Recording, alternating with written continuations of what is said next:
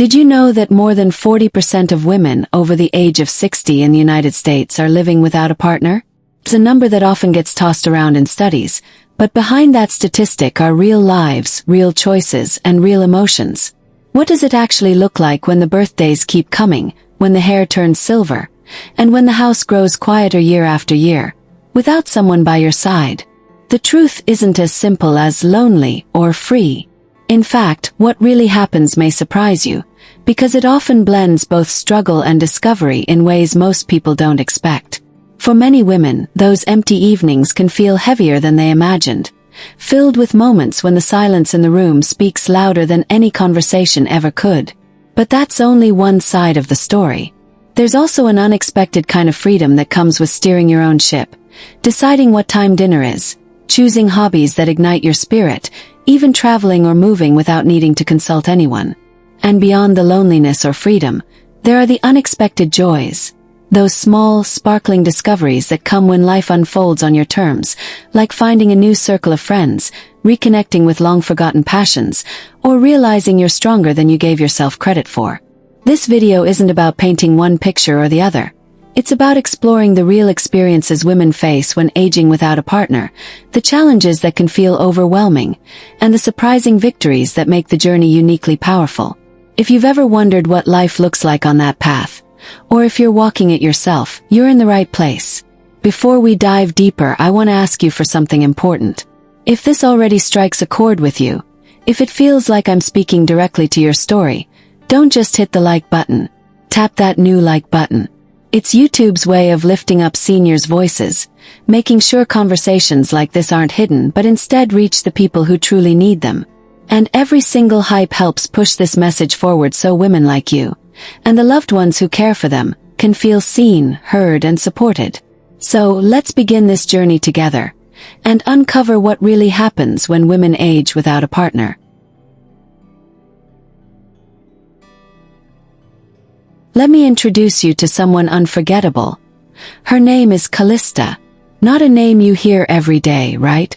At 72 years old, Callista lives in a quiet town just outside Lansing, Michigan. She's a retired librarian, the kind of woman who once knew every child's favorite book in her neighborhood and could recommend a novel that would change your life. But beyond the pages of those books, Callista's own life has had its fair share of unexpected chapters. She married young in her 20s, and for a while, she believed her story would be like the novels with happy endings she shelved every day at work.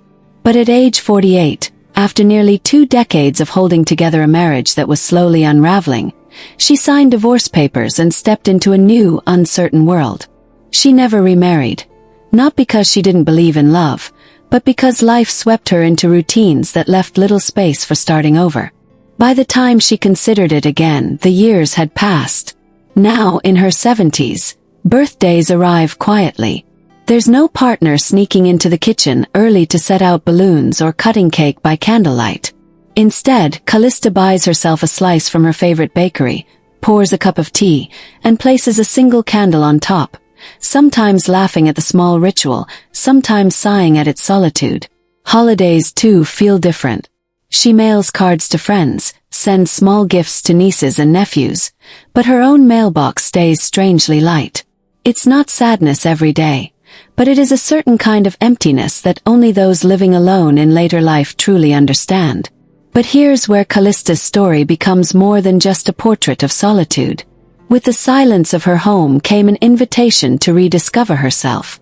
She built new routines, long morning walks around the block, afternoons spent tending to her modest garden, evenings writing in journals where she reflects not just on what's missing, but on what she's still capable of creating. In that quiet, she discovered resilience. She realized that while she might not have a partner, she wasn't powerless. She could shape her own days, her own joys, and her own story. And this is where it gets interesting. Because what Callista found may change the way you think about growing older without a partner. She learned that aging alone is not simply about what you lose.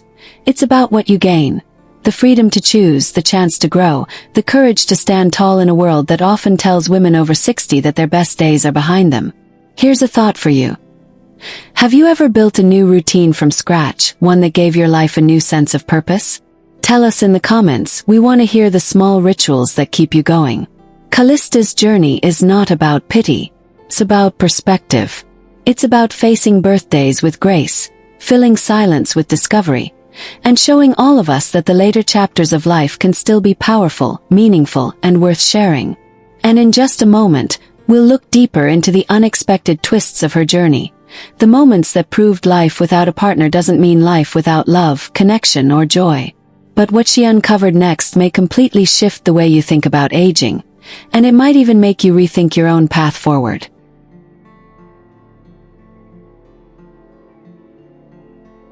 Tip 1. The silence and the long evenings. Callista often describes evenings as the hardest part of her day.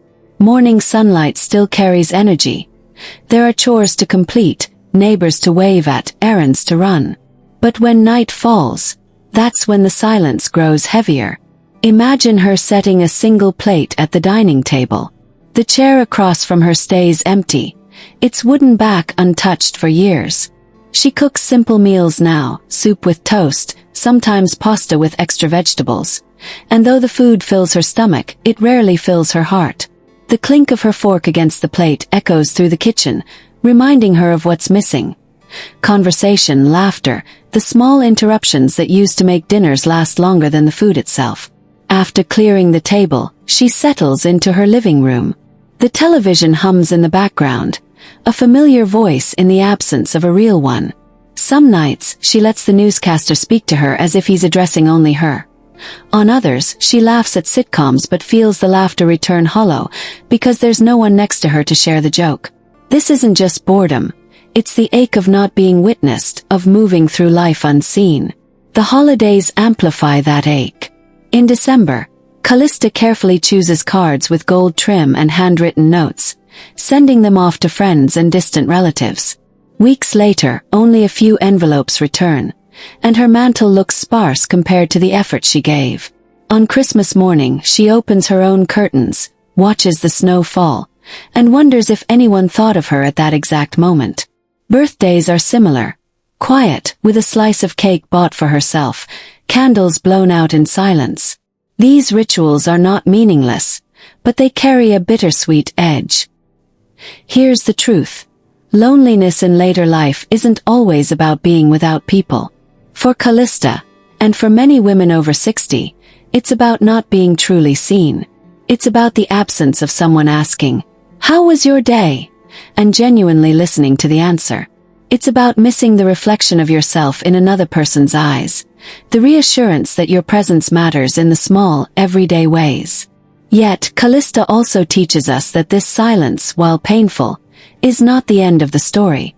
Instead of running from it, she began to confront it. She started writing letters to herself, documenting her feelings in journals. She joined a local book club, not only to discuss novels but to feel the warmth of being part of a circle again. She discovered that loneliness loses some of its power when it's acknowledged, when it's given words instead of being buried inside. And here's where the lesson lies for anyone listening. Silence will visit us all at some point in life, but how we respond to it shapes our experience. We can let it suffocate us, or we can use it as a signal to reach out, to rebuild, to create. Callista chose the latter, one small step at a time. Have you ever felt this kind of silence, the kind that presses against your chest, that makes you crave not noise but genuine connection? Share your story in the comments. We read everyone, and your words might be the encouragement another viewer needs tonight.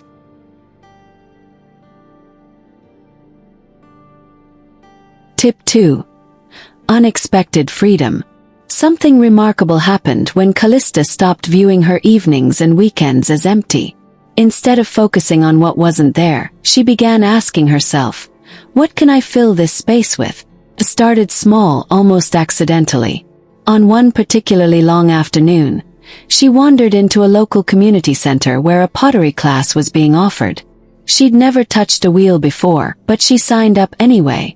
The first bowl she made collapsed into a lopsided mess, yet she laughed harder than she had in years. That moment planted a seed. Her time was hers, and she could reinvent how she used it. Soon, pottery turned into more than an art form. It became a metaphor. Just like clay, her life could be reshaped, molded into something new even at 72. That realization opened doors. She joined a senior hiking group, something she never would have tried when she was younger. At first, she worried about keeping up, but she discovered that walking through trails with others wasn't about speed. It was about companionship, shared breath, and the kind of conversations that flow easily under open skies. Each step reminded her that independence doesn't have to mean isolation. It can mean having the courage to step into fresh paths. Then came volunteering. A small museum in her town put out a call for help, and Callista signed up. She spent her afternoons greeting visitors, guiding children through exhibits, and occasionally sharing stories from her librarian days. What surprised her most was how volunteering not only gave her purpose but also created a new social network. She wasn't the woman who lives alone anymore.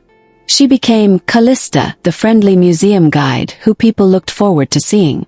This is where the unexpected freedom of life without a partner shines. Women like Callista discover that they don't have to compromise on how they spend their days.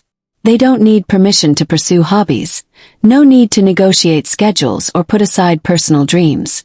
Instead, they get to rediscover passions that were once shelved for family responsibilities or career demands. Many also find what Callista calls new tribes, friend groups built on common interests rather than marital status.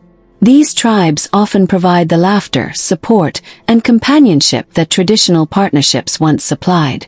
But here's the deeper truth. Freedom in later life isn't only about filling time. It's about reclaiming identity. Callista began to see herself not as someone left behind, but as someone walking forward on her own terms. That shift is powerful because it reframes solitude from being an absence into being a space of opportunity. Now don't get me wrong. Freedom doesn't erase every ache, and it doesn't solve every challenge. But for women like Callista, it sparks a new chapter where they finally get to ask, what do I want for myself? That question becomes a compass, guiding them toward experiences they never thought they'd have.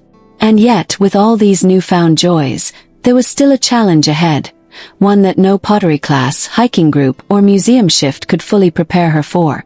Because the next thing Callista faced is what no one talks about, and it shocked even her. Tip 3. The health and financial puzzle. For Callista, freedom was liberating, but it came with a sobering reality. Aging without a partner meant facing life's most serious decisions entirely on her own. There were no quiet kitchen table conversations about retirement accounts, no partner to split the rising costs of healthcare, no one to ask, "What do you think we should do?" The weight of responsibility rested squarely on her shoulders, and that required a different kind of strength. Take Medicare, for example. When she first turned 65, the brochures and options felt overwhelming. Advantage plans, supplemental coverage, prescription tiers. Each page seemed written in another language. Many couples navigate this maze together, comparing notes, making choices side by side. But Callista sat alone at her dining table with a stack of pamphlets, a notebook, and her laptop. She had to learn the rules, run the numbers, and decide what worked best for her health and her wallet. It was intimidating, but she discovered that persistence and patience gave her clarity. Finances carried their own hurdles. Retirement planning on one income is not the same as pooling resources with a spouse. Every dollar stretched thinner. She had to calculate carefully. What could she spend on hobbies? How much should she save for emergencies? And what about long-term care, something that can devastate savings if left unplanned? These weren't just numbers on a spreadsheet. They were choices that would determine whether she could age with dignity and security. Callista found herself creating a budget that balanced necessities with small joys, proving that even limited resources can build a fulfilling life when handled thoughtfully. Then came an emotional challenge she hadn't anticipated: filling out medical forms. Under emergency contact, there was no spouse's name to write. Instead, she considered which niece lived close enough, which friend she could trust to answer the phone at 2 a.m. That single line on a form reminded her of her independence, but also of the vulnerability that comes with it.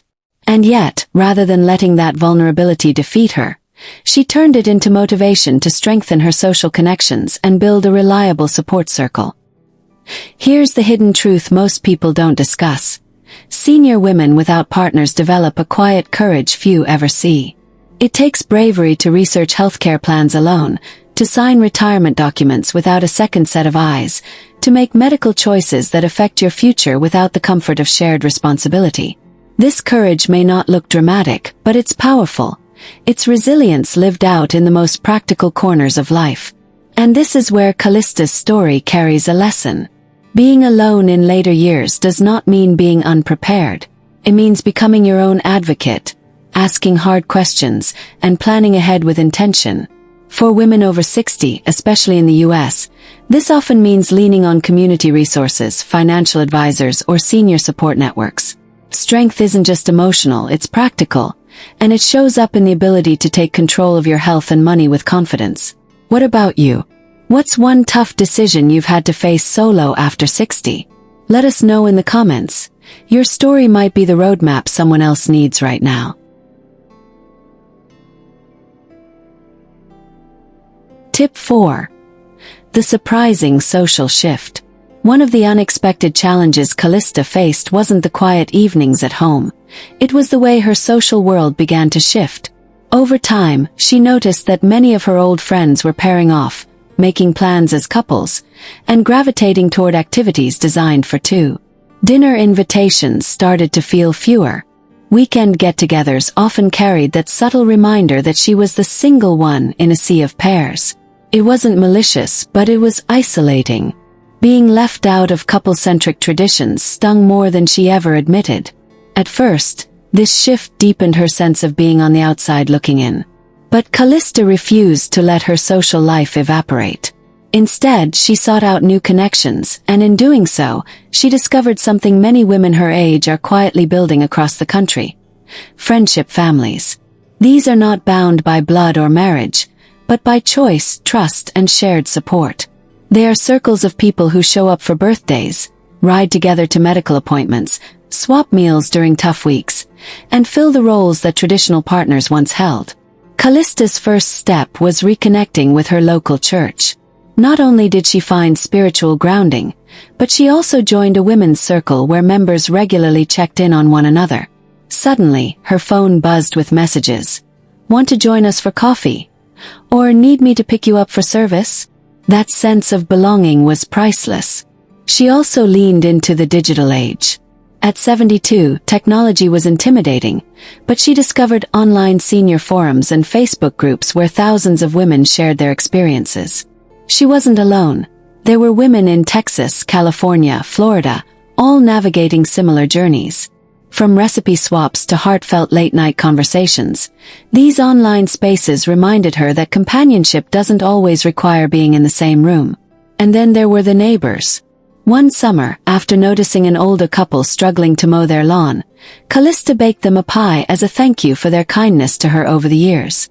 That small gesture sparked weekly chats over fences, borrowed tools, and even holiday potlucks. Her neighborhood, once just a row of houses, became a living network of support. Here's the trending insight. Across the United States, seniors are increasingly forming these intentional friendship families. Instead of relying solely on relatives or romantic partners, they are crafting communities where care and joy are shared. Studies even show that these chosen families can significantly improve mental health and longevity. For women like Callista, they're not just a safety net, they're a lifeline. What makes this shift powerful is that it breaks an old myth, that aging alone equals aging lonely. Callista proves otherwise. She may not have a spouse sitting beside her, but she has a group of people who cheer her on, who notice when she's not around, who fill her calendar with warmth and laughter.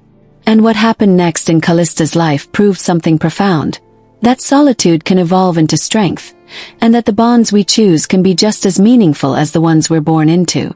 And the transformation she experienced may completely redefine how you think about aging alone. For years, Callista believed that aging meant gradually shrinking, socially, emotionally, even spiritually. That life after 60 without a partner would be a story of less. But as the seasons turned, she began to rewrite that narrative. She discovered that aging could also mean expansion, into new versions of herself that she never had time to meet before. The shift began with journaling. At first, it was just a way to process the long evenings, scribbling thoughts in a notebook she kept beside her favorite chair. But those pages became a mirror. As she wrote, she realized her life wasn't simply a record of what she had lost. It was proof of how much she had endured and grown. The act of writing gave her back her voice. She was no longer invisible. She was the author of her story. Next came travel. For decades, vacations had meant compromise. Choosing destinations her partner preferred, or balancing her schedule with someone else's. But now, she booked a train ticket to Chicago all on her own. She wandered museums at her own pace, lingered in cafes without worrying about anyone else's impatience, and discovered the joy of being her own best companion. That first solo trip was nerve-wracking, yes, but it was also electrifying. It proved she didn't need permission to live fully. Then came laughter. For the first time in years, she found herself laughing out loud at small things. At a silly mistake in pottery class, at a memory triggered by an old song, even at herself when she caught her reflection dancing in the kitchen. This laughter was different. It wasn't shared across a table or with a spouse on the couch. It came from within. It was the sound of realizing that she was whole, not half of a missing pair. This was Callista's transformation. Aging stopped being about decline and started being about rebirth. She wasn't waiting anymore, for companionship, for validation, for someone else to see her. She was choosing herself. And in doing so, she found a freedom that felt richer than anything she had known before. Do you believe happiness after 60 depends on partnership, or something deeper? Tell us below. Your perspective could be the spark another viewer needs to see their own journey differently. Today, at 72, Callista's life looks very different from what she once imagined when she pictured old age without a partner. She still lives in her modest Michigan home, but it no longer feels quiet in the same haunting way. Her calendar is full: pottery on Mondays, her senior hiking group on Thursdays, and Sunday afternoons volunteering at the museum where she now gives tours to curious visitors. She is no longer waiting for someone to fill her days. She is crafting them herself. She is surrounded not by a spouse, but by something equally precious. A circle of chosen friends who have become her family of the heart.